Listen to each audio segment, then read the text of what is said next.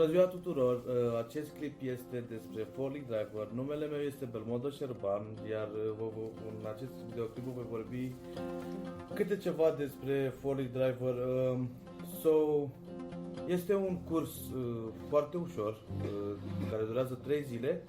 În primele 2 zile o să vă antreneze, să spun așa, să știți cum să manevrați tracul. În parcursul acestor 2 zile este un curs foarte ușor. În a 3-a zi este și examenul, adică practic ce ați făcut în ultimele 2 zile o să faceți în a 3-a zi, iar pe la sfârșitul zilei veți avea examenul. Este foarte ușor, nu este scump deloc, este foarte accesibil.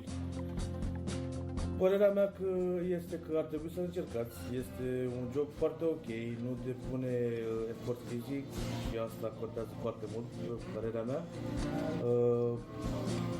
Sunt cei mai buni instructori din toată Anglia, instructorii sunt perfecți, oamenii sunt foarte politicoși, nimeni nu ți aplică presiune și sincer v-aș invita pe toți să-l faceți, pentru că e mult mai bine decât a lucra într-un depozit, părerea mea.